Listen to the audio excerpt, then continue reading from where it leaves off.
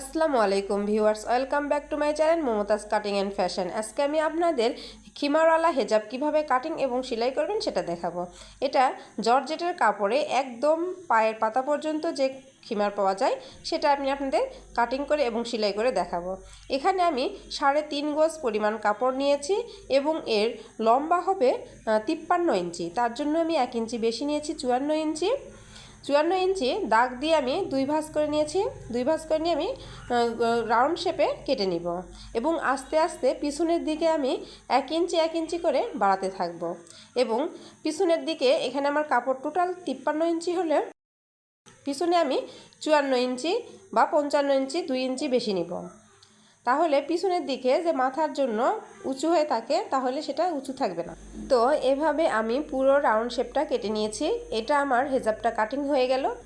এটা কাটিং করার পর সামনে যে নেকআপ থাকে, এখন আমি নেকআপ কাটিং করব। ঝুল কাটার পর যে অবশিষ্ট কাপড় থাকে এই কাপড় থেকে আমি নেকআপটা কেটে নিব। এখানে নেকআপের যত লম্বা রাখবেন সামনে নেকআপে কুচি তত বেশি হবে। আমি এখানে লম্বা 38 ইঞ্চি রেখেছি এবং চওড়া প্রায় 30 ইঞ্চির মতো রেখেছি। তারপরে আমি সমান করে সুন্দর করে কেটে নিচ্ছি। কাটিং হওয়ার পর আমি হাতাটা কাটিং করে নিব। হাতার লম্বা আমি রেখেছি 7 ইঞ্চি এবং সামনের দিকে একটু হালকা কুচি হবে এবং 1 ইঞ্চি চওড়া করে বক্রম দিব। এখানে অনেকে হাতায় রাবার লাগায়, এই হাতাটায় রাবার সিস্টেম হবে না, এখানে সামনে বক্রম হবে এবং বক্রমটা কফ হাতাও হবে না, চিকন করে 1 ইঞ্চি পরিমাণ চওড়া দিব। এরপরে মাথার নেকআপটা কেটে নিব। তারপরে আমি বক্রমটা দিব এবং ফিতাটা তৈরি করে নিব। সব কিছু তৈরি করে নেওয়ার পর এগুলো আমি সব আয়রন করে নিব, কারণ জর্জেট কাপড়টা আয়রন করলে সুন্দর হয়, না হলে এগুলা বসবে না ভালো। আমি ফিতা আয়রন করে নিব এবং মাথার যে ক্যাপটা থাকবে এটা আয়রন করে নিব এবং হাতে যে বক্রমের পট্টি লাগাবো এটাও আমি সুন্দর করে আয়রন করে 2 ভাঁজ করে নিয়ে নিব। এখন আমার সবগুলো আয়রন করা হয়ে গেল। আয়রন করার পর এখন আমি এটা কিভাবে সেলাই করব সেটা দেখাবো। এখানে প্রথমেই যে ঝুলের সামনের প্যারের কাছে জয়েন্টটা আমি দিয়ে দিব। এখানে 11 থেকে 11.5 ইঞ্চি একটু বাদ দিয়ে তারপরে সেলাইটা দিব। এরপরে আমি মাথার যে ক্যাপটা থাকে সেই ক্যাপটা লাগাই নিব এবং ক্যাপের উপরে সুন্দর করে চাপ সেলাই দিয়ে নিব। এখানে অনেকে দোমড়াই সেলাই দিলেও পারেন এবং না হলে আপনারা একটু ওভারলক করে নিয়ে তারপরে একটা সেলাই দিবেন। মাথার উপরে চিকন করে 2টা সেলাই দিলে ভালো হয়। এরপরে আমি হাতাটা তৈরি করে নিব।